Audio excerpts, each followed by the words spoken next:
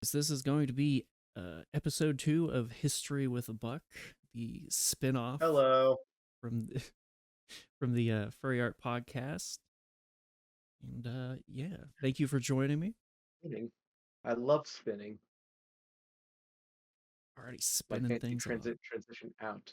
Yes, thank you for having me back. As always, can't believe you didn't go and just, unmatch with me on everything after the first episode, but here we are. Still going strong. Still going strong.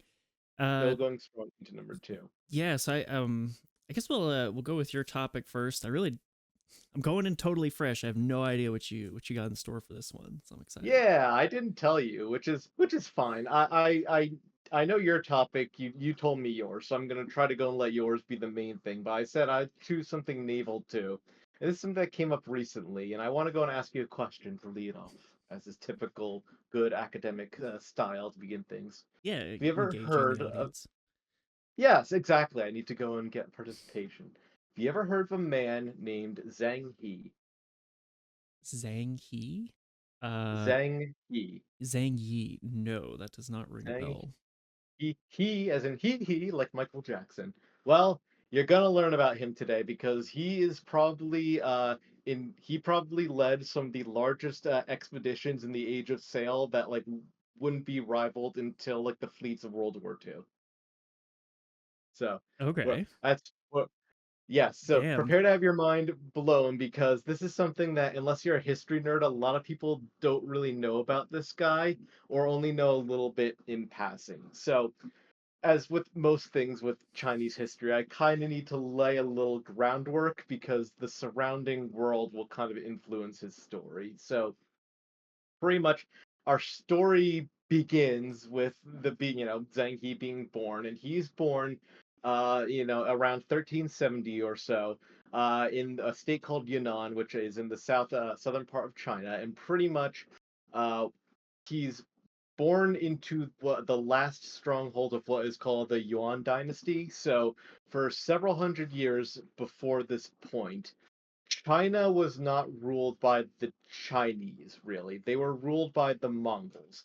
And the Yeah, so I was Mongols, thinking. yes, Okay, yeah. yes. Yeah, the Scourge of God, et cetera, et cetera. That one, Mr. Genghis of Khan. You may have heard of him.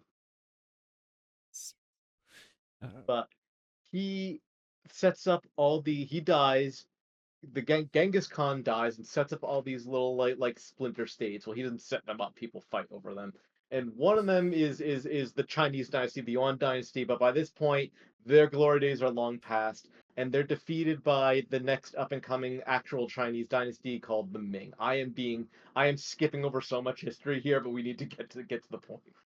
And when the Ming generals march into the last province to go and take it over, they capture a bunch of people, and among them is a 10-year-old boy named Ma Bao. So that you may notice is not the name Zhang He. So Zhang He was a Chinese born, but he actually was Muslim. I found that out recently, and that is kind of crazy to me. It kind of makes sense if you with the backstory, but him and his family were Muslim Chinese, which is very odd to think of when the period that we're talking about. yeah, You especially, well, know? at least this early on, because I know there's at least in some of the Western Chinese states, there's like a bunch of Muslim population, but that seems like 1300. That's really early. Yeah, so they were probably part of the whole like when the Mongol Empire took over, all of Central Asia. There's a lot of obviously Islamic people and states there that were kind of absorbed in, and part of that empire meant there's more immigration. So it's not unheard of. I actually have a note that they're actually they're Muslim Chinese of descent. They actually claim heritage from one of the kings of Uzbekistan back in the day, from like again like the old Mongol Empire area. Um, and his name Ma Sanbao is actually Ma is a Chinese derivation of Muhammad. Actually, pretty much like that if you go and translate it into the various derivations. Oh, So okay. that's found a little odd just side note that many people don't know. So they take this boy, and he becomes a eunuch. Which, if you know what a eunuch is, it means he has Oh, his bad manhood. start. Yeah, Yeah, that's very rough. bad start. So yes, he has his manhood cut off, and he's made an orderly in the Ming military. Now, eunuchs, it wasn't, this seems barbaric and like a punishment to us, and it semi sort of was in this context, but eunuchs also held a lot of political power, so it wasn't the worst in the world. People would voluntarily become eunuchs because while you couldn't take a wife and have children, which is how you kind of secure your dynasty, you did exercise a lot of political power. And and the man who becomes Zheng He at this point, Ma Senbao, he excelled in this position. He was a fantastic both in military and state matters, and he was starting to get a lot of attention at the court. So I mentioned that conflict between the Yan and the Ming dynasties. So this was the Ming win, they take over all of the area of what we call China, and pretty much China is now entering a era of peace from a warring period of anarchy as the two large states fight with each other, and there's warlords and bandits and et cetera, et cetera. So the new Ming emperors are really consolidating power and trying to go and usher in this new era of peace from wartime. And part of that is the new Ming emperor has a renewed interest in expanding Chinese influence in the Indian and Southeast Asian regions. Have you ever heard of the tributary system as it relates to China mostly? The tributary system. Um, no, I don't think so. Are you talking Okay. about the rivers, or are you talking about like something else? Oh no, I mean like so yes, not tributary like a river though. It's the same derivation of the meaning actually. So like I give tribute to you from one king to another, Oh, okay. or rather, it wouldn't be a king to another as a king to an emperor, pretty much. So I'll give a little this context, like anyway, too. So so Chinese, Confucianism in the general, way the government set up is they had a policy of tributary from rival states because they claim that they have the mandate of heaven. The Chinese emperor is literally, a god on earth, and as such, he is the king of kings, and kings need to go and pay homage to the emperor, the ruler of all kings. And that was pretty much the political way of them like extracting wealth from their neighbor states with threats of Yeah, so violence or basically, war. do as I say, or else pay It up. was pretty much is you're gonna go and give me fancy gifts, and in exchange I'm not gonna put a sword through your face. Yeah, we're So I gonna think that pretend this is friends and not extortion. I mean pretty much, I mean theoretically it brought you under their protection kind of, but it's kind of up to their whims if they wanted to go and actually do the protecting part, but Yeah. to each their own. So pretty much they're entering this new era though where it's like, all right, I want to go and start expanding our influence back to what it was like before this peak era. So Mao Senbao is appointed the leader of the expedition, and in that time he is granted the surname Zheng from the emperor himself, and he takes the name He. So Zheng is his surname at this point, and that's where he is most noted as and referred to as Zheng He at this point. He is given an expeditionary fleet of Columbus, like how he came over to America, right? Who Didn't he right have through like the end of three this ships era. or something? Yeah, three ships. Me being an American, we have to learn it's the Nina, Pinta, and Santa Marina. So yeah, Columbus had three ships. Zheng He had 62, and a total of about 28,000 men under his command. So Holy fucking as you said, shit! that's why I said this is that this is probably in the age of sail the largest expedition, like depending on your definition of expedition, adventure, military venture, etc., to have So ever like launched. we're a good chunk of these ships. I mean, these ships had to have been mostly military, right? Like this is like more of a Um, an the armada, or yes. is this? Yeah, okay. So the distinction between a designated military ship and just a general ocean-going ship is kind of defined by its who is currently using it and how many weapons does it have aboard right now. There's not that like a lot of specialization in the various ships, but by all accounts, his flagship was huge. I don't think I like noted the exact amount. I'm gonna see if I can actually quickly find it off to the side, but like pretty much like his treasure ships were they here let me see two, like he had several treasure ships that were 417 feet long, like horse ships that were 300 feet long, like supply ships that were like 250 feet long, or I could say 78 meters for all you two, and some like other like designated like actual like warships and transport ships that actually had like lots of guns and stuff on them. So he was packing a lot. He when Damn, he rolled up, like and this this is is like not. This is 300 years before Columbus, right? This is like, This is about or maybe uh 200 years. now this is decades before him. This is probably about 80 years before he would ever make his trip. We're still in the same we're progressed a bit forward in time now. We're in Oh, the early 1400s. oh, So okay. Still they though, they are fucking, kind what of was Columbus's excuse here? Like, Jesus. you can call them contemporaries. Well, Columbus's excuse was that those were the crap ships given to him by the Spanish after they were done too. So I'm not Little even kidding. ragtag team. Without opening a can of worms, it literally is like, hey, yeah, we have all this money in Spain from defeating the Muslims, and like we're kind of going through a little bit of a demobilization. So it's like, you want this crazy expedition? Yeah, sure. Have these like crap ships that we're probably gonna sell or whatever anyway, you know. But this is Zheng He's fleet is like a designated like no shit like armada.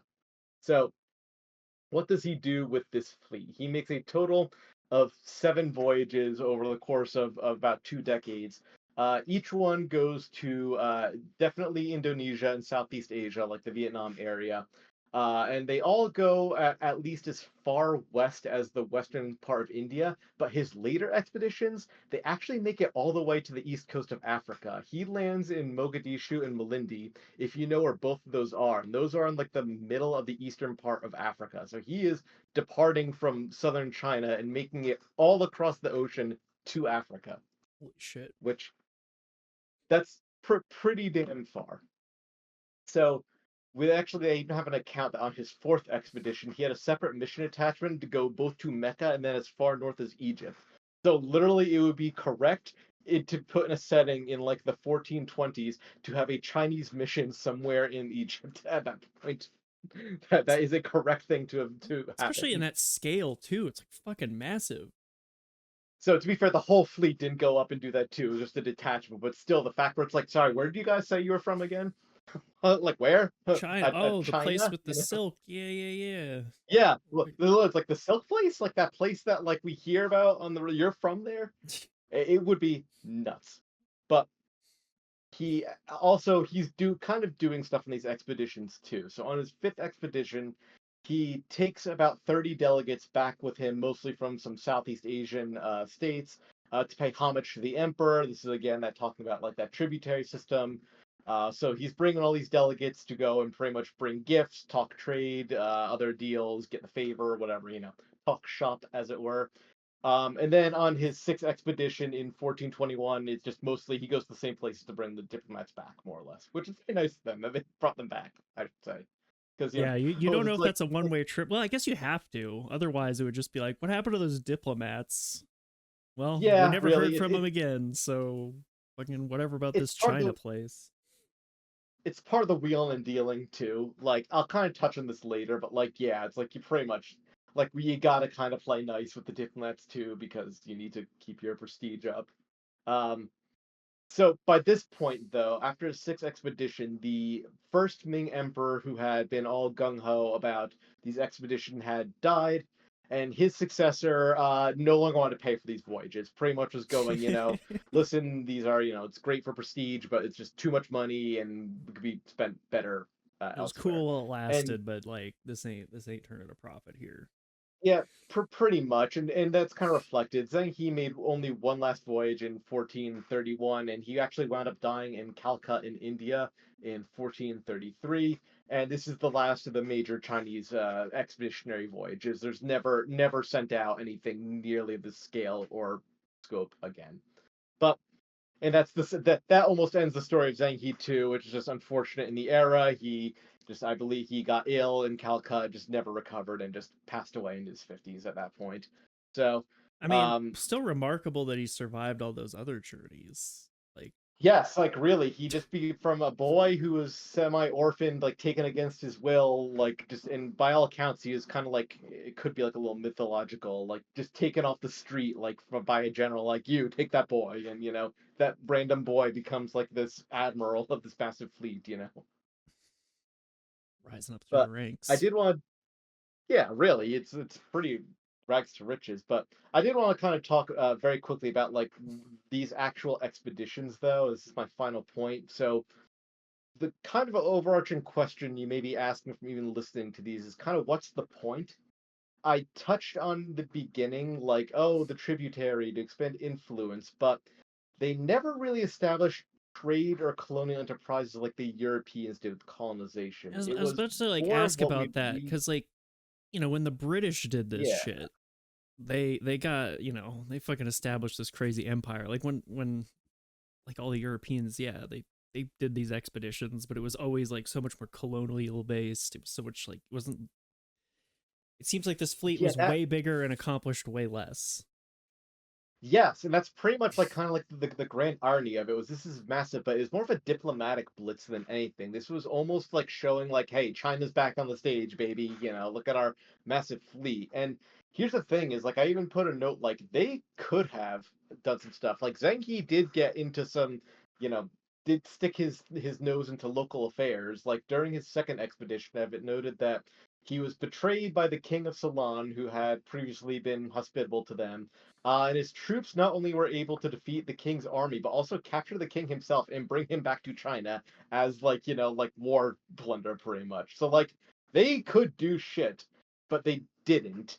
And that's partially the thought behind it and also just the simple logistics of the era. So the grand acknowledgement, like I kind of said at the top too, is like as the Chinese emperors even proclaimed, like every ruler is subject to us because we have the mandate of heaven. We're literal gods, so they don't have to acknowledge it. They just are inferior to us. But in reality, they knew, like, yo, these guys from Africa, we're not going to be able to collect tribute from them regularly. Like, we can't threaten them like we're going to go and stab you with our army by shipping them all across the ocean. Like, no, it's more the prestige in anything. This is a good way of like, I am a ruler of a Southeast Asian country. I brought you a gift. Yes, I accept your authority. Let's talk trade now. It's like, oh yes, yes, yes. Let's talk that. Yeah, like there wasn't So that much of an appetite for war after like so many centuries of conflict. It's more just like this is just a show of force, and we're not gonna yeah, it's not even throw our like they weight were even around too planning. much. Yeah, they weren't like planning on setting up outposts. It was like again, like just like the Prestige World War II, it's like they could have almost definitely like launched military expeditions, but it just no one was thinking like that also too. So like it was mostly the Prestige, and there's some historians that even noted too, like these voyages like almost like did nothing but serve the Prestige and entertain the Emperor, which is why the second one like almost promptly canceled them. But they did do some neat stuff that I have like noted too, which is that like he was, trading and dealing like and stuff too. So he brought back a lot of exotic materials back with him, like incense and fine like tapestries and other like art from the Middle East, like Indian spices and goods, and like he collected animals too. So he brought back to the Chinese emperor like all these animals from Africa and the Middle East, including like famously a giraffe, which was like the absolute like. Could you imagine being a Chinese peasant in the 1400s, well, if you're a peasant, would see this, a minor noble, going to pay homage to the emperor in the Forbidden City, and you see a fucking giraffe. You've never That's the left your ultimate like flex. the Yeah, state like of your you'd thinking. never even Like see a what? picture of that animal. Like, What is this animal? Like what am I looking at right now? Like is this a demon? So, yeah, but did pretty you get? much that was the end of that was the extent of it though. The only thing it did increase was some trade and Chinese emigration, but pretty much that was the end of it. It served to almost like pretty much just pat the emperor on the back, show the glory, and pretty much did nothing more internationally or even within China itself, to be completely honest. And that kind of brings me to the end, and that's why a lot of people kind of don't know about it. Is it was this grand display, this massive fleet, but kind of in the end, it's like an interesting footnote in history, but that's about it. So Well, I don't know. It's weird. that was really neat. I Fucking think giraffe. like I didn't recognize the name, but I do vaguely remember hearing about uh there being like a crazy Chinese fleet with the treasure ships, but I had no Yeah, idea like like specifically what it was or anything about this dude. So yeah, yeah, it, like I didn't know. Like I heard about him. I didn't know he like came from a Muslim family, or like, and I knew he went to Africa, but I didn't know the extent of like all his travels. Like there are some interactive maps on the websites, and it does show. Like I'm kind of breezing over it and focusing on like, oh, he went to Indian. Like he was stopping at a lot of places along the way, especially in like the Vietnam, Indonesia area. That's really where like a lot of their like focus on trying to get like it seemed at least like the trade and tributary and connections and whatnot was in that area. The Indian and African ones almost seem just to show how big their dicks were, pretty much. Yeah. Like, yo, look at us, we can go this far. It'd still just be so wild. Like I'd imagine upon arriving back in China every time there would be like this extravagant sit down feast with the emperor where he's just like telling all these stories, and it's probably like the one of the biggest reasons why he's doing all this is just like the entertainment value, because like before Oh the yeah, information age, like you just wouldn't know anything about any of this shit. no, like Chinese scholars are like renowned, like especially during this era for like recording everything and having like such meticulous administration. So they may have like vaguely heard about it. But the fact they actually like went and got not even the animals, like concepts of like Arabian tapestries, like those would have to go like over overland routes, like through the Silk Road back to China, or like like camels from the Middle East. Like, yeah, who's really trading camels, But like, hey, it's exotic. Bring it Yeah, back. you'd never get a first-hand account. And the thing too crazy with this journey is like back around that time, it's like nobody from China is going to visit those places, has visited those places for hundreds of years, and they won't for another few hundred years. So it's like a once in a generation kind of thing. Like, Yeah, pretty much. Like, I don't know if there's smaller like voyages sent out, but they even said too, like this pretty much like cements like almost like the extent of Chinese external influence, like to that degree. But it was a symbol of its time, and then of course, like as most things in Chinese history, the Ming also have problems and begin to fall, and then history marches on. But was the Ming so the speaking of dynasty that lasted all the way until the 20th century, or was there a different one, or was it the no, Qin? there's yeah the king between them. So the king Okay. were actually a God, I'm such a nerd. The people called them Manchu, who are in like the northern, like eastern part of Mongolia, north of Korea area. They're the Manchu, and they were another like horde people like the Mongols, and they took over China and became the Qing dynasty. And pattern But keeps reasserting itself.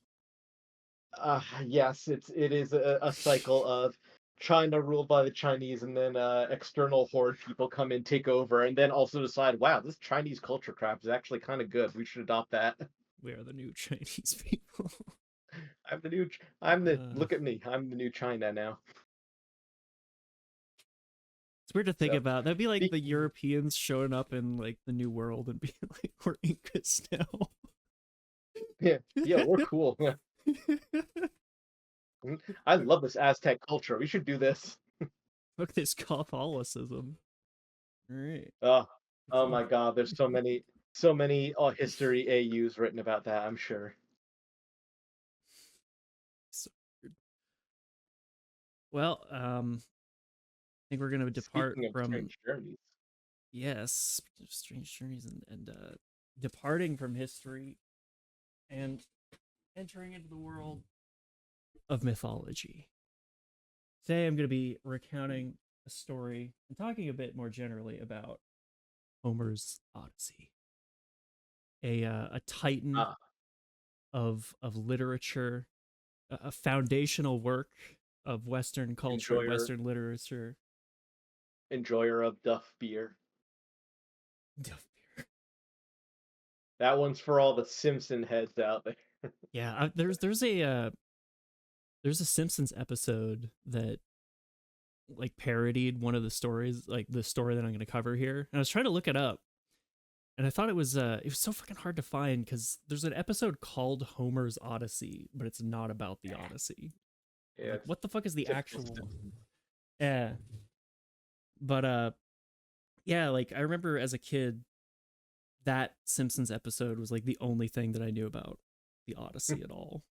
And I thought, wow, this is a silly parody.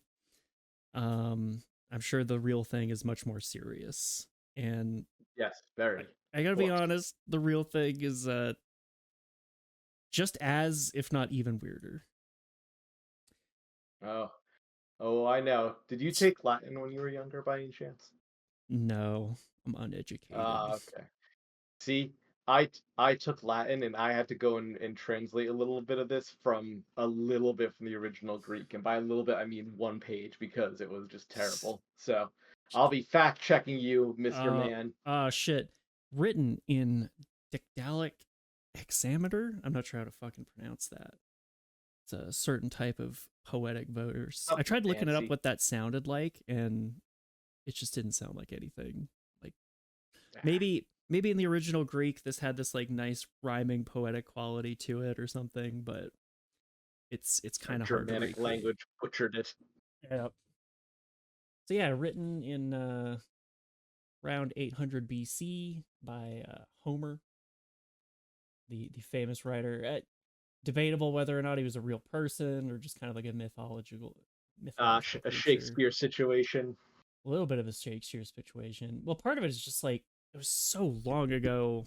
Wasn't really like any Yeah. historical records, so who knows? Couldn't really find anything too definitive. They're like maybe, maybe not. Wrote two major works, the Iliad and the Odyssey.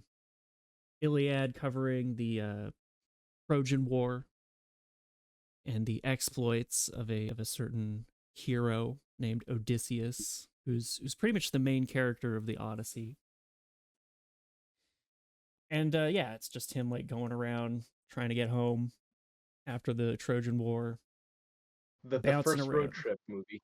Yeah, it's just like it's like so much of it is in these like little bite-sized episodes where it's like on this episode of Odysseus, we're gonna be going to this island and there's this wacky shit going on and I'm not even kidding. As a side note, there are some people only because I know a bit about the Odyssey twos, like that trace like no, like one of the oldest stories is the road trip story because like this is what that's what the Odyssey is. All those both like stoner comedy movies about like traveling, like or trying to get from point A to point B, dude, where's my car, The Hangover, etc. are the Odyssey. man, you probably know more about this story than I do because I haven't read the entire thing, only just like little segments It's of a it. it's a trip. It is. It's like it's wildly uneven in pacing too. And that's one thing that I noticed when I started reading it. Like the first I was listening to it as an audiobook and like the first like hour and a half is just the setup where We Odysseus' love the setup. son is like complaining about how his mom has like all these suitors because his dad is away.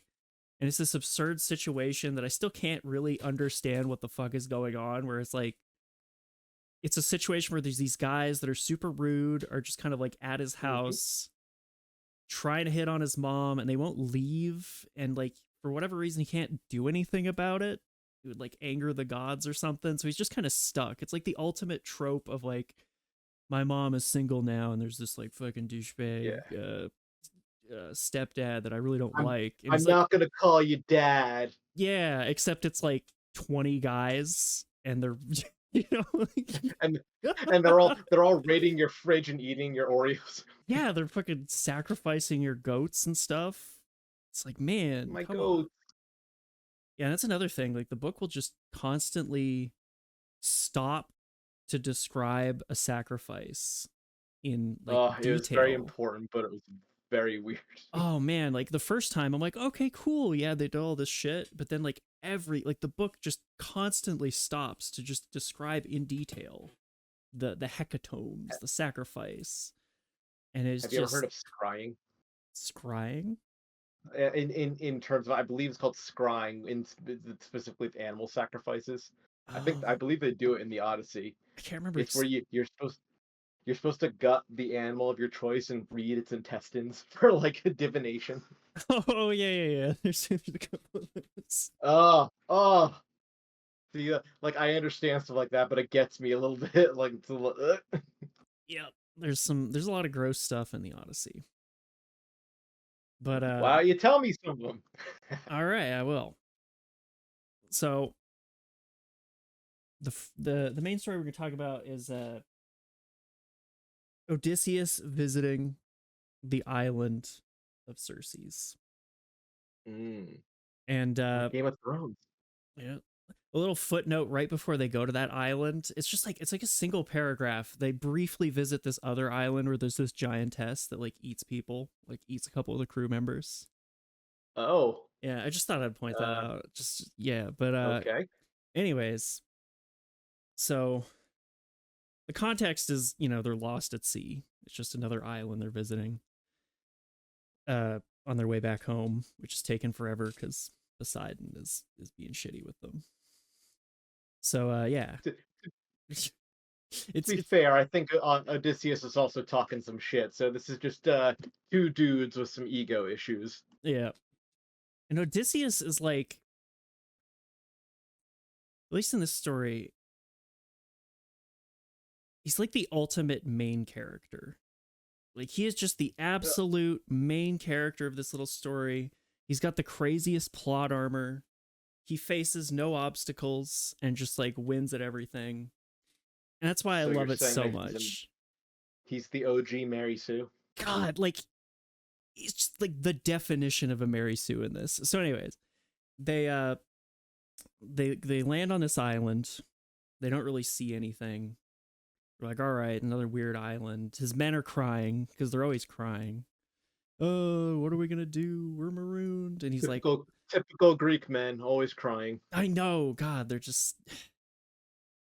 And so Odysseus is Known for like, crying. all right, I'm gonna fucking take charge of the situation here as always.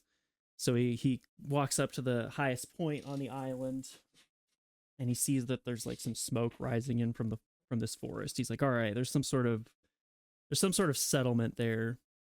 So he splits his men up in two groups. He's like, all right, I'm in group A, you guys are group B. Group A is just gonna hang out by the ship. Group B is gonna go investigate this shit.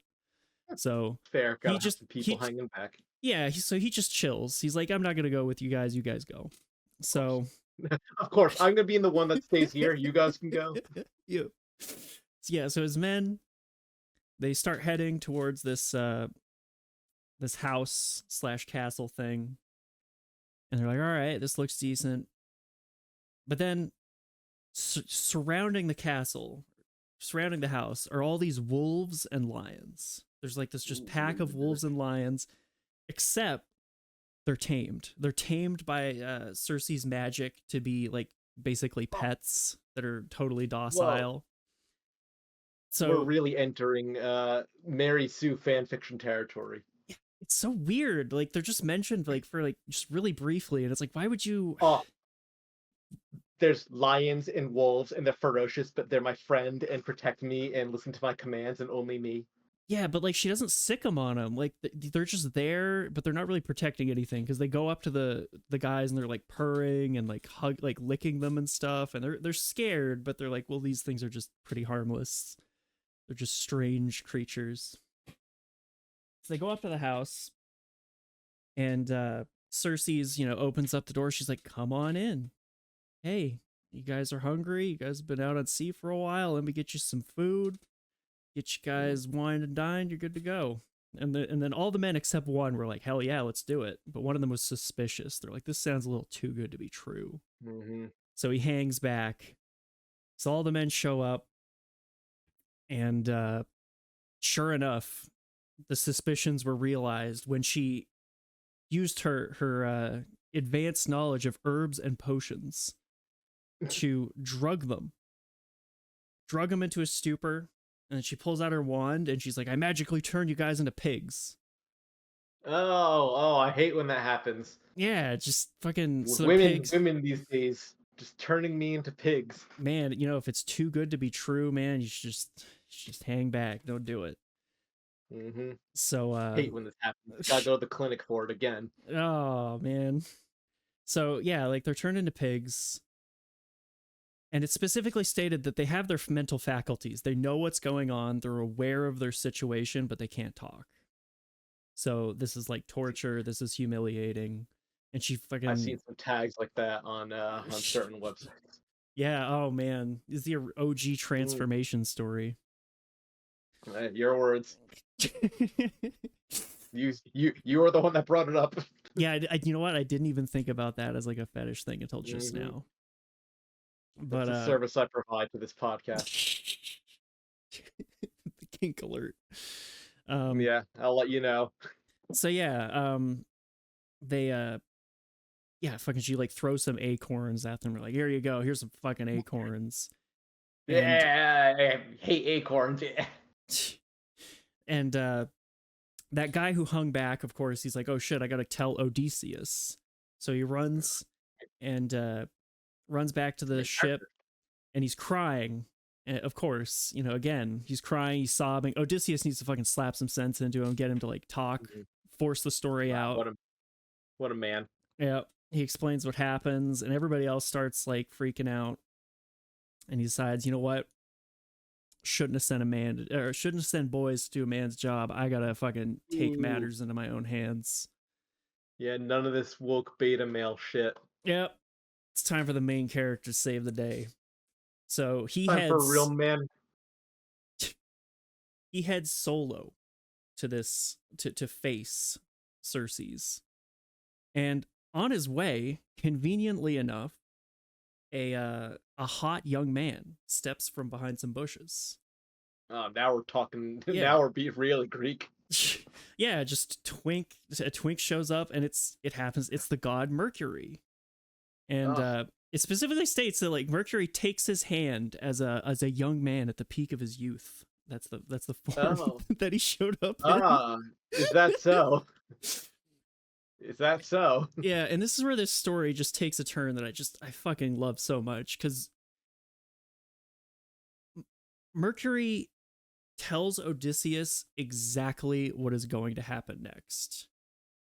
He tells Odysseus exactly how to defeat this sorceress / goddess.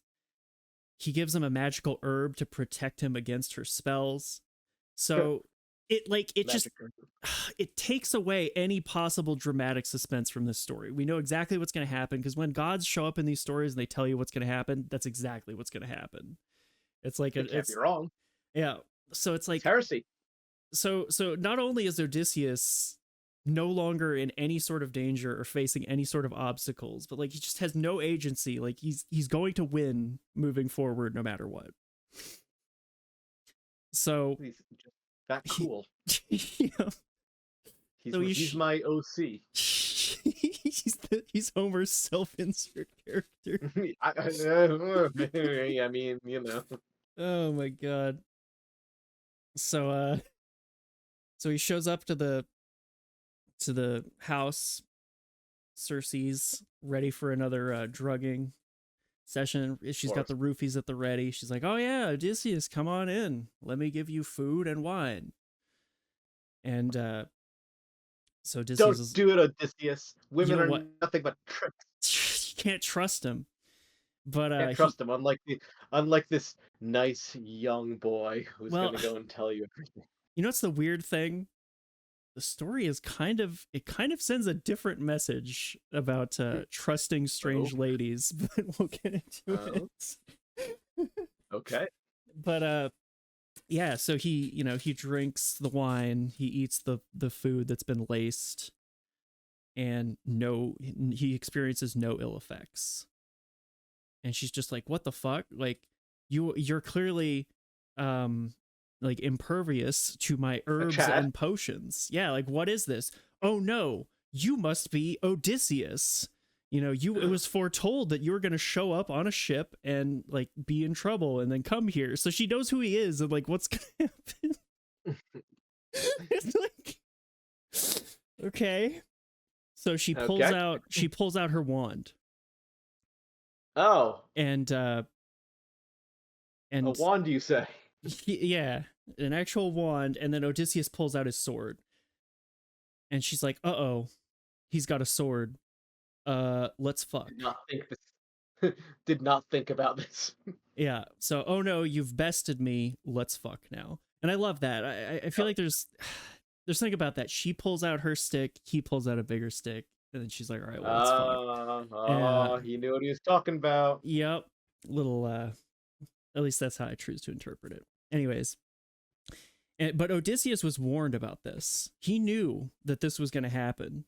And Mercury told him that, look, she's going to ask you to fuck, but you have to say no, because if you do, she'll cut your dick off. So Odysseus was wise to this. He didn't fall into this temptation. He's just like, "No, I'm not having sex with you. I do not consent." He specifically says that. Women aren't nothing but holes and tricks anyway. But you know what the weird thing is? This is how he defeats Xerxes. he says you have to promise to be good. You have to swear an oath to be good. You're gonna be daddy's kitten. And she says, "Okay, I swear to be good." And that's it. Boom. She's defeated. She goes from like being completely antagonistic. She turns his men into pigs. She tries to like fucking cut his dick off and like drug him. And now she's a staunch ally just because she promised to be good. Just a man had to go and tell her her place, you know? Like, because he just pulled out a sword and threatened her, and she's like, "All right, I'll be good." And then they fuck. And to be fair, that's a pretty damn good threat, to be honest. I guess. But then like, so he's like, yeah. So he fucks her, and then she gives him a bath. And and then you know, she has these servants that set up a feast for him. I hope the servants were pigs too. No, the servants were just other hot chicks. Oh, and I'll take that. Yeah, so then Odysseus, you know, he's been bathed, he had sex with her, he's sitting down at the table, and now he makes a stink of it. He's just like, "I'm not gonna eat this." And she's like, "Oh no, why are you displeased?" And he's like, "Because you haven't released my friends. You think I could trust you? You haven't released my friends, and here I am supposed to eat." Keep in mind, they've been stuck as pigs while he fucked her and while they had a bath together. That was cool. You know. That was, you know, that was fine. Guys could wait. Wait, they could give him a little bit of time, you know. Gotta help guys. Yeah, come on, man. I'm saving you, but just give me a minute. Yeah, guys, look at her. Yeah, and then she's like, "Oh, you're so right. Let me go immediately turn your friends back into men." So she gathers up the pigs, fucking busts out the wand, boom, they're magically transformed back into humans. But I love this. Wow. It's specifically stated that they are younger than they were before. They're more handsome and they're much taller. So they got like a major glow up. They like looks maxed. They're better than ever. They were twinkified almost. They're all chats now. Yeah, they're all chats. And then they all like cheer and go, "Woo, go Odysseus. You're the best. I love you." It's so stupid. It's dumb. This is the most pillar of Western civilization, everyone. Oh my god, it's the most silly. Like, what is the message in this? Like, he didn't even need to resist temptation. He gets to fuck her anyways. Like, I was joking, but I honestly think the quote unquote message might actually be sometimes just gotta tell a woman her place. I don't know. Like, it's so baffling that this woman is like so antagonistic. Like, this goddess is completely against him, and then he just makes her promise to be good. Can we rule out that, because I know you touched on the top that, oh, it was Homer reels, it's like whatever, it's all episodic. Was this the writer's barely disguised fetish? Maybe. I think I would not be surprised. Because it's so, I don't know, it's so totally different. Like, it's so unserious. Must have existed. It must have existed for millennia before. It can't just be the modern generations these days. Yeah, like someone was into it. Someone at some point. I wonder if this was like an abbreviation of a longer story, because it's so weird. Like, it's so fast paced. Like, this story is so short. Like, it's just barreling through super fast. There's like almost no superfluous detail. Like, me telling it right now is like almost slower than the actual telling. That's all the time the listener needed. You got to the point where they yeah, you only need 5-6 minutes, you know. Story may as well end right there, man. May as well just end right there. Yeah, but it doesn't, because Odysseus gets to continue being the greatest male, like the greatest main character imaginable. So his friends, now turned into like hotter versions of themselves, are chilling and eating this banquet, this time not drugged, over at Circe's house. And he's like, "All right, I'm going to come back to my men that I left at the boat to tell them what's up." So he shows up and he's like, the men are all crying. Guess you had weeping. Sex. The men are all crying and weeping. Yeah. I got laid. Maybe, well, you know what? Maybe they also got laid too while he was gone. That's true. They are great. And Why are they yes, crying this time? well, it's just they're always crying. They're just sad about being stuck on this island.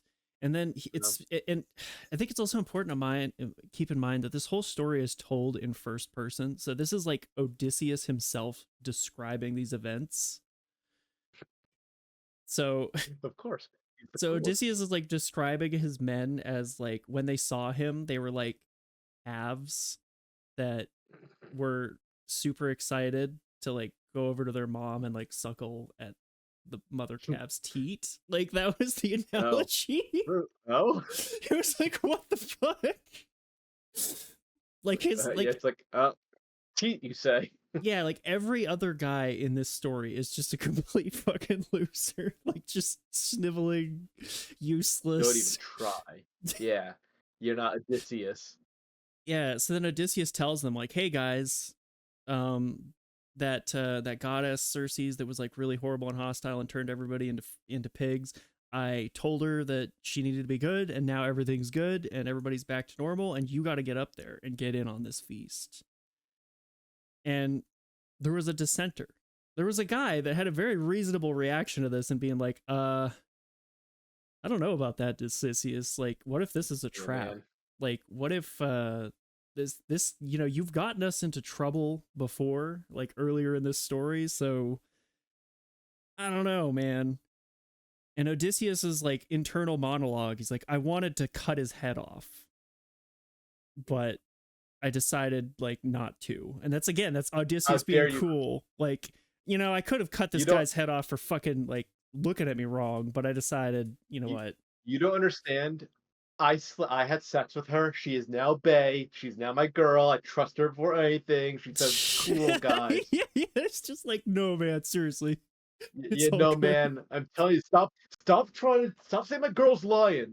Look, man, I got a good thing going here. Just fucking go with it, all Yeah, right? look, man. Let's be cool, man. Come on. Yeah, so they decide, including that guy that dissented, kind of sheepishly was like, all right, I guess we'll go. Yeah, And sure, you could bang that girl like this.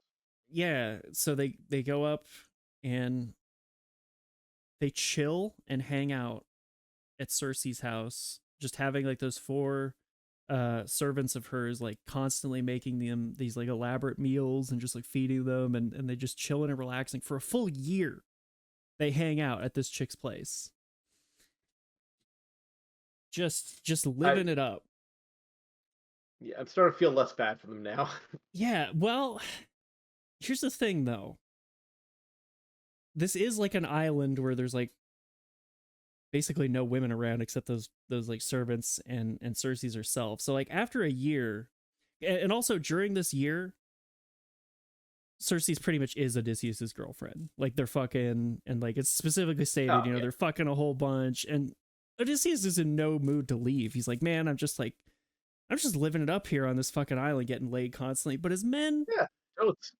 there's no chicks around, so they're kind of just like hanging out, being blue balled here. Like Odysseus is Yep. getting laid round the clock, and they're just kind of like stuck here. Like it's not bad, but there's also, they're Yeah, pent up. They want to they're go home. being the worst third wheels of all time. Yeah, they're third wheeling real bad. Like, dude, good for you, but we got to get the fuck out of here. Hmm. Yeah, I want to go So, home, dude. yeah, all things must come to good things must come to an end. And Circe's was like, "All right, look, I got to spring some shit on you. All right, and it's that you're not going home after this. You actually have to go to the underworld. You got to see Hades. It's foretold. Mhm. Whatever. Your story doesn't end here." And he's like, "Fuck. All right. Well." Fuck.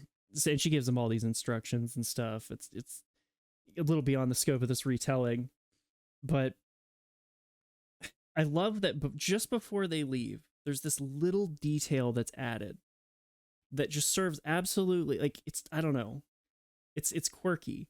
Right before they leave, it's stated that this young man had a little bit too much to drink, and unfortunately he had an accident. He fell off a balcony and broke his neck and passed away. No. Yeah, So and it had that's literally like, dude, party, Todd. He was so shit faced, never believe what happened. dude, that party was so fucking off the hook. Somebody died, Yeah. man. Holy He said, shit. yeah. Yeah, Minanaka, he was just so, like, he is so lit, man. Had to have some. Yeah. Balcony, bro. Fucking man, even to this day, when I'm shifting, I stay away from the balcony, man. Yeah, Yes, it's like, dude, that shit, man. Yeah, I remember him, man. yeah, just a little detail. Like it adds nothing to the story, really. It's just a little flourish. Like, oh yeah, and one of the men died just before they left. Okay, then. Yeah, and then they went to the underworld, and they eventually like visit Xerxes again a couple times. And again, she totally just Fucked acts like around a his little bit. girlfriend. Yeah, and yeah, that's pretty much it for that story. The only other one that I wanted to cover, but there really wasn't much there, was the whole like the siren song Ah, story. We actually have everyone loves a good siren. a fourth century BC vase. I'll show you a picture of it Oh, depicting Odysseus tied to the mast. And like I feel like this story more than anything else in the Odyssey is probably what people in pop culture like know of. It's like such a yeah, I'd famous, agree with that. yeah, like it's the most famous by far, or at least it's up there. And I was so shocked in that the actual story in the Odyssey is like a paragraph. Like it's almost Yeah, I nothing. There's remember almost that. no detail. It's just over. It's so fast. It's like literally like a retelling that's not even an abbreviation is like, and we approached the island and the waters were calm. So I took a wheel of wax and I cut it up and my men put it in their ears and they tied me to the mast and Mhm. we walked by and then, or sailed by and the sirens song about things and I wanted to I listen said, more. They no. tied me tighter, and then it was over, and they took the wax from their ears. They untied me, and we went on our merry way. It's like nothing about We did it. yeah, like nothing about what was going through his head. They didn't really play up the temptation very much. Like what the sirens are singing about doesn't seem particularly This interesting. man has never met a temptation that he didn't enjoy. Like he literally, if you think too, he gets his cake and eats it too in almost every story. Yes, his men get turned to pigs. He gets to go and fuck that lady for a year. Oh, there's these dangerous sirens that will go and lure you to their death. His men need to put his wax in the ear, but oh no, Odysseus, he gets a special treatment. Just I want to listen. Just make sure I don't do anything stupid, but I want to listen. You guys don't get to listen. I get to Yeah, listen, not you. and I like how he's like naked in this vase picture while he's like tied to Oh, he like he's like boned up. Like what you know why? the Mhm. Oh god. You And I know gotta why? say, Where's that young boy again? the sirens are also like at least they're not described as anything in the actual Odyssey. No, I was They're not actually gonna described as say birds. art. Yeah, like they're depicted on the vase you're showing me as birds, but I've seen the depictions of them as like almost like mermaids or fish people, kind of. I've never seen them Yeah, depicted as like harpy-ish, you know. I kind of thought that they would be like mermaids almost, but I Yeah, it's guess like the yeah, classic setup. originally I guess they were like yeah, the harpy birds. And I gotta say like man, back in the day they did not have furries figured out. Like this is the No. least appealing combination of woman and bird, at least for me. Like I would way rather like bird head woman body, but it's Yeah, yeah. The I mean, Egyptians kind of got that one better. yeah, the Egyptians had that shit figured out, but even the Yeah, Egypt, they I they mean, they we've come a knew. long way. You fucking yeah. The furry technology has advanced so far. Yeah. We Oh we've got those man, Trojan helmet kits. We've got those cooling vests. We've got other things I can't mention. less nameable abominations. Yeah, but yeah, this is Yeah. probably still somebody's fetish though. Whoever came up with these harpies was like, Oh, yep. Yeah. Yeah. yeah. And they Especially since have they're the like head of women. they are sexualized in a way quite a bit. So it's yeah. Yeah, the obvious reading in that too, which I'm sure it's not a surprise to anyone. It's like obviously it's like sexual temptation, Yeah. but I mean, it's weird because the dude apparently had no problem like just randomly like, yeah, I know I'm married and there's my wife's waiting for me, but yeah, I'll bang this chick. That's fine. Yeah, he just kind of shakes it off. And there's Yeah, it's no not like like he's like,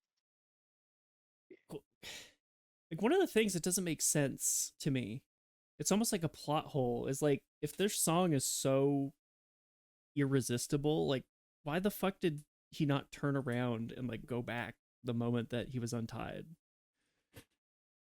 Maybe it's an area of effect thing.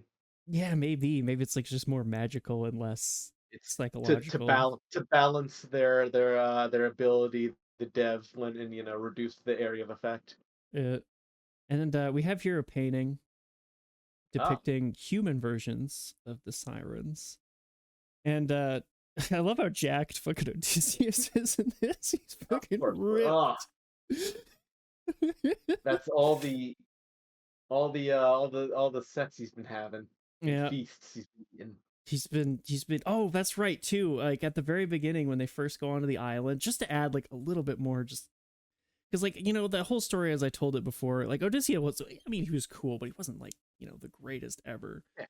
Yeah, At the very beginning when he first landed on the island, everybody was starving and he like shot a deer and like fed like, everybody with the deer. Yeah, he's a hunter. no, Yeah, how dare, unforgivable, deer murder. dear murder. Yeah, and the I deer bet was she's looking. described as very beautiful though. Hey, okay, fine, I take it back. Everything is described. They paid homage. But yeah, one interesting note about this painting, I can't remember who made it off the top of my head, but those dead bodies in the foreground of like the Mm. rotting sailors, that artist was so hardcore that he went to a morgue to get the No reference photos for shit. that. Or not even photos, it was in the 1800s. Like he's like, I need to get real world reference for this. And it's like, man, they just don't make them like that Okay, anymore. As artists, like we're not no. fucking. I'm sitting here. I'm in like a. I'm sitting in front of my computer, just like fat, Yeah, lazy. Like I ain't doing shit. hey, Like I might Google something correct. lazily for reference, but Yeah, no. You ain't going to a morgue to go and study all the nice contours there. yeah. But I don't know why I never thought of this in this way before. But just like looking at this painting, this is fan art. Like Yeah, it used yeah, like this is 100% fan art. This is just like, hey, I'm drawing a scene from a story I like. Like yeah. This is my interpretation. fan art has been this like it's way more common in all these like ancient like so many of these old paintings and stuff. It's nothing but fan art. I mean, if you really want to expand that, almost every religious painting is fan art. Whoa, hold on, buddy. No. Uh-oh. I mean, yes, but no. Oh, you're countermanding me.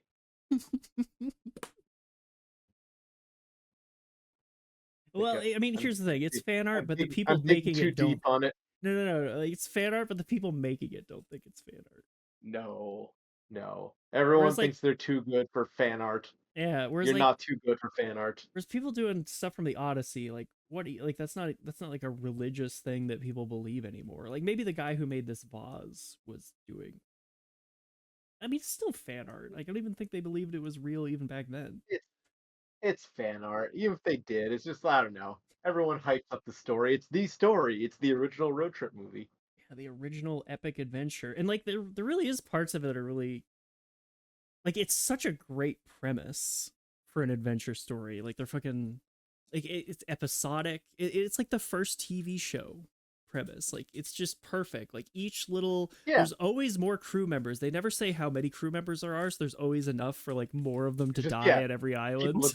would die and mind you, this is after they fought a war, so they're all probably realistically PTSD'd out of their mind. Yeah, they all are somehow like incredibly cowardly and just give up easily every time, and they're Yeah, like, it's oh. they've just been through 20 years of war. Yeah, it's kind of like But Lost. Have you ever watched the uh, yeah, TV oh show? yes, how Yeah, many it's survivors on the plane? yeah. How many? Yeah, There's always like somehow like even multiple seasons in like new interesting people that we've never seen yeah. before that have just been around the whole time. There's not that many of you. You're gonna start to recognize faces like pretty quickly. It really is. Hey, no, It's even the same I premise will. of their Lost. Like Lost just Yeah, ripped off the Odyssey. that's why I said, yes, everything is a ripoff or a derivation of the Odyssey. So side note, one of my favorite Odyssey episodes of Lost, character Odyssey Explorers. I think it became a meme for a little bit in the very first episode after they crash. There's a guy who yells something and then immediately gets sucked into the jet engine that's still like running after the crash. Oh yeah, that was great. I remember I being remember really, seeing like the I was meme. really scared when I saw that because it came out when I was a kid. I Yeah. was like, oh my god. Oh yeah. Yeah. Oh. It's Now I'm so looking over at the how top. absurd. Yeah, how over the top and weird. God. I mean, listen, if I was making a show like that, if I could put a jet engine in the Odyssey and have someone get sucked into it, I would. Oh yeah. It was a good creative direction. The most over the Of top course. plane crash that somehow so many people survived still though. Yeah, because they have a purpose. Yeah. The One fact that person we gotta go back. didn't one guy like stop being handicapped while he got in that Yes. crash? Yeah, yes, he Yeah, did. I forgot He about that. also, because I have a distinct memory too, because I was probably too young to watch the show and I didn't watch it too. There's a part where he's on a beach, and tell me if you remember this, and he smiles, except he has an orange rind in his mouth, so the smile is the orange is like a joke, like a lighthearted thing. I just remember it being Yeah. creepy and weird though. It's like, okay, like, dude, I'm really not in the mood to smile right now, which I guess is the point of him doing it, but you know, Well, a bunch of people just died, but yeah, we're in a, yeah, yeah, not exactly in a cheery mood. To yeah. not to harp a point on this too. You did say something interesting about it being episodic too, and it's this is very different from the Iliad. Have you ever read the Iliad? I'm just Um, curious. It's like a I've tried to foil get to it. through it. I've been listening to it while falling asleep, so it's pretty fractured. Literally programming. Because I do remember. So I mentioned at the top. My context is that I took Latin in middle and high school, primary and secondary school for you. Uh, and my teacher is pretty big on teaching the stuff, and me being the nerd I am, I read to it. It's very different. The Iliad, because they're supposed to be continuations of each other, and the Iliad is very serious. It's very, very like, since we're in the war thing too, like it is like, yes, there's some stuff that we would consider absurd, but it is a story about war and death and killing and blood and honor and glory. And then there's like this like banana slip, like Odysseus, like cartoon whistle sound, like oh, da da da da da da. It really is. Like there is a scene in the Odyssey where Odysseus has this like bag that just keeps blowing wind that he got. And Oh like yes, and and he fucking like finally gets home using this like bag of wind as like a propulsion device, and he fucking falls asleep at the wheel, and his like idiot men who are just fucking the worst are like, oh, just use this bag of wind that he's been using to move the ship is actually a bag of gold and we should steal that shit. yes, Oh my yes, god, of yeah, it's course. so goofy. Whereas yeah, like the little bit of the Iliad, or yeah, the Iliad that I read, it did seem very serious, and it did seem like It's extremely heavy on like the gods constantly interacting with like yes, every little micro that thing. They're way more involved. it is an extremely serious. So I will go and I can I expound on one of my favorite things from the Iliad. Oh, absolutely, it's on theme.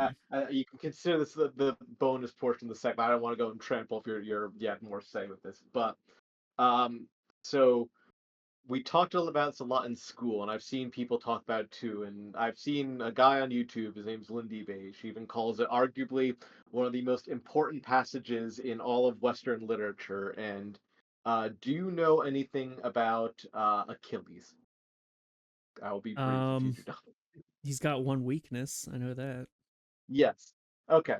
So that's later in the story, but pretty much he is a demigod, well, pretty much a demigod. He's invincible. He's a Greek. He's fighting against the Trojans. He's hacking and slashing down Trojans. He has a little falling out with his commander and his totally not boyfriend, his definitely not lover, I should say. Boyfriend might be stretching at times. His definitely not male lover, just his really good friend. Friend, no To benefits. inspire. Got it. Yeah, definitely. Uh, but he dons, so Achilles refuses to fight because he's throwing a little hissy fit because he's like 22 years old or something like that.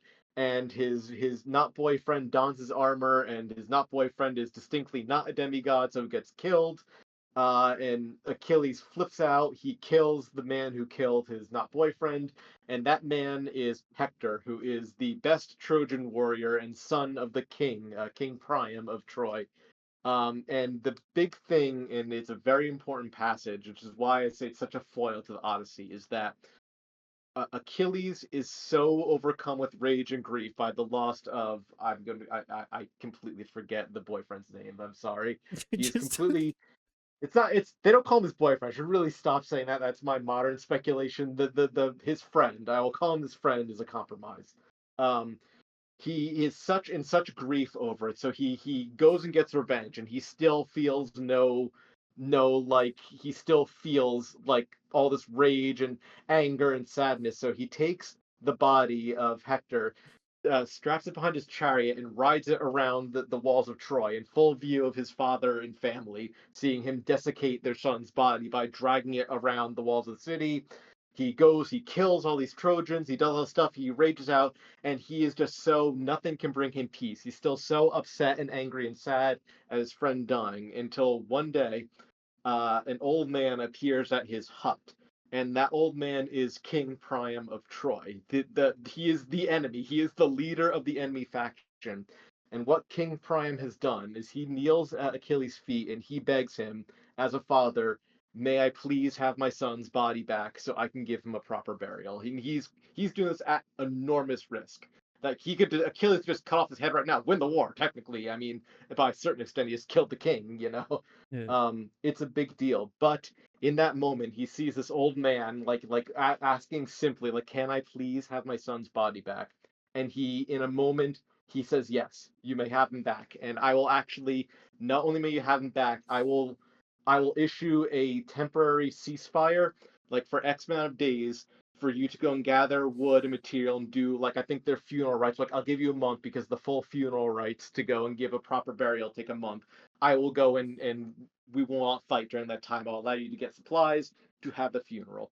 So it goes. It's famous because the line then too is as Priam goes and takes it away, the body away. It's and the famous line is and Achilles wept, and that is the first time that he Oh, feels peace after his friend is murdered, is giving the body back to the father for burials. That he wept, and that is the only thing that makes him feel good. So that's why I'm just saying you have that famous juxtaposition where that's a very famous, part of Western literature about, revenge and anger and how you go and deal with that. Versus again, my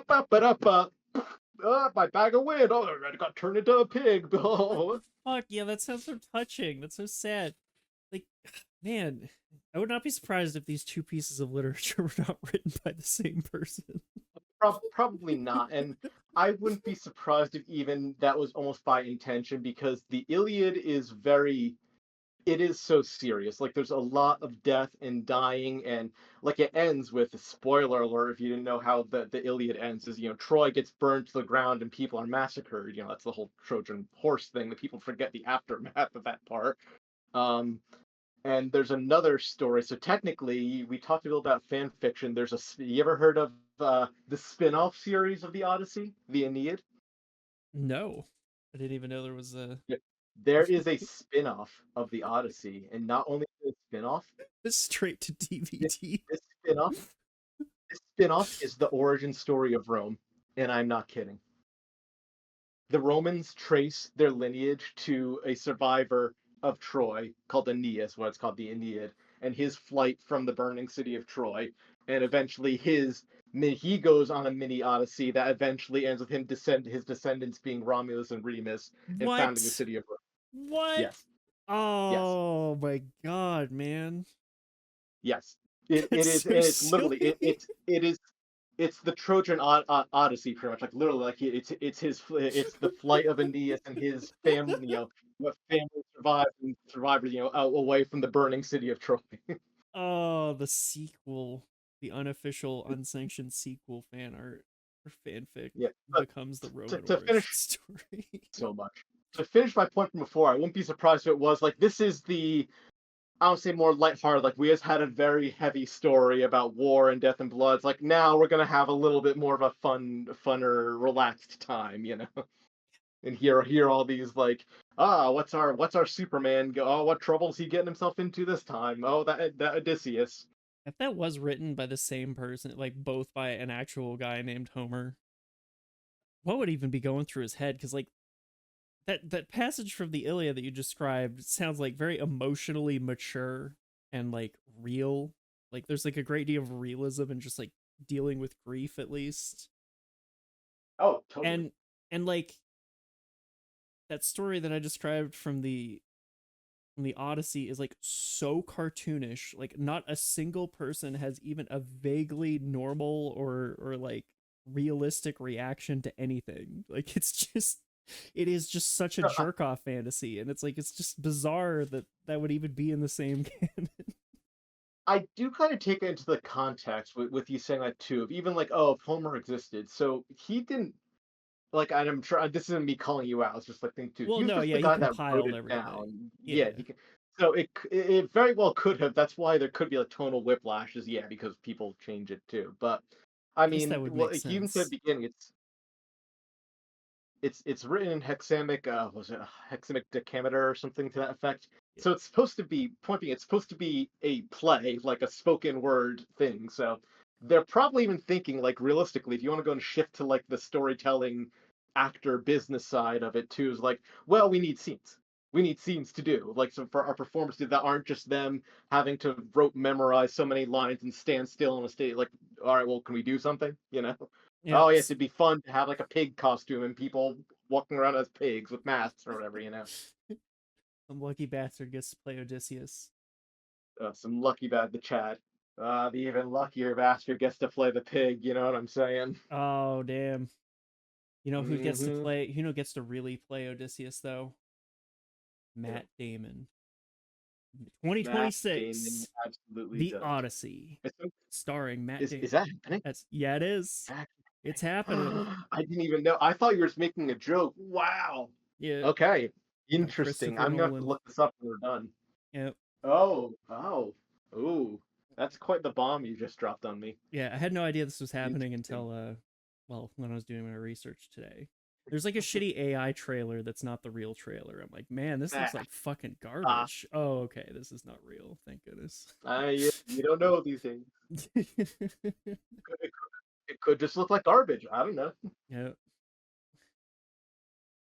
yeah. I Uh, guess one last fun little. It's just a little factoid, I guess, is that vase I showed earlier. yeah. It was made by an artist that's referred to as the Siren Painter, and Oh, he has tell his me more. own Wikipedia article. He has a article on the British Museum website, and there's a bunch of Oh, like he is a known figure, and I was like, oh, okay, cool. Like my first thought was like, how the fuck do they have any information on the person that painted this? And the answer is that they don't have any information on it. Like they oh, made they've a made it up. yeah, like they made a Wikipedia article where it's like presumably, this person must have lived in the 480s BC, and they made this vase, and I was just like, that's so quirky. Like, what's the point?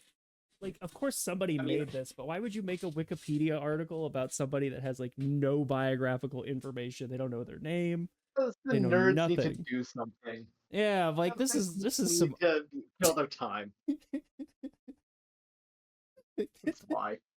this dude with absolutely no biographical information. We don't know anything about him except here's a vase that had to have been made by somebody. That person gets a Wikipedia article, and I don't. What am I doing with my I'll life? give the benefit of the doubt that I've seen that vase before, vase, whatever, and so it's maybe it's notable enough to go and derive. But yeah, I Yeah. don't know. Sounds like something else that people can argue with each other. But yeah, that's all I got. Yeah, I think that's an episode. We laughed, we cried, we talked about TF. Yep. Well, yeah. Thanks for Uh, coming on. thanks for having me back. Always a pleasure. See you in the next episode.